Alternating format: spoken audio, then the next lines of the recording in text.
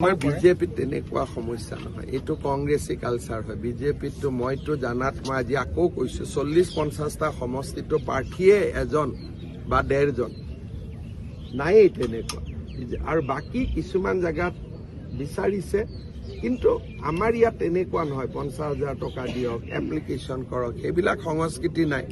আমাৰ কেইজনেনো বিচাৰিছে এইটো মিডিয়াই গমেই নাপাব যদি দিলীপ শইকীয়াই কয়, কাৰণ এপ্লিকেশ্যন নলওঁৱে আমি। গতিকে কোনে বিচাৰিছে আমি কেনেকে গম পাম? আমাৰ এটা চিষ্টেম আছে যে বুথৰ পৰা নাম পঠাব, মণ্ডলৰ পৰা নাম পঠাই দিব, আৰু আমি ইয়াতে নাম পঠাম, ইয়াৰ পৰা নাম দিল্লীত যাব। গতিকে এপ্লিকেশ্যনৰতো ইয়াত চিষ্টেম নাই। গতিকে কোনে টিকট খুজিছে, আৰু টিকট খুজিলেও নিজৰ ভিতৰতে খুজিব লাগিব। মিডিয়াৰ আগত খুজিলে, মইতো কৈয়ে থৈছো পলাশবাৰীত মিডিয়াৰ আগত টিকেট খোজাৰ কাৰণে 2জনৰে নম্বৰ কাটি গ'ল। গতিকে ইয়াতে টিকেট দলতে খুজিব, মিডিয়াৰ আগত টিকট নোখোজে। এটা 2জনে ৰেড লিষ্টত আছে গণ্ডগোল কৰাৰ কাৰণে, এজন নহয় 2জনে। কাৰণ কিহৰ কাৰণে? এইটো বিজেপিৰ সংস্কৃতি নহয়। আমাৰ ইয়াত টিকেট লোৱা বিচৰা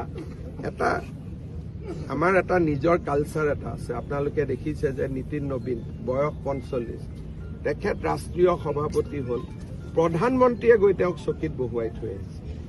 গতিকে বিজেপিৰ সংস্কৃতিটো বেলেগ। ইয়াতে আমি যদি ময়ো কংগ্ৰেছৰ পৰা আহিছো, মই কংগ্ৰেছৰ পৰা যোগদান কৰিব পাৰিম, কিন্তু কংগ্ৰেছৰ সংস্কৃতিটো লৈ আহিব নোৱাৰিম। পাৰ্থক্যটো ইমান।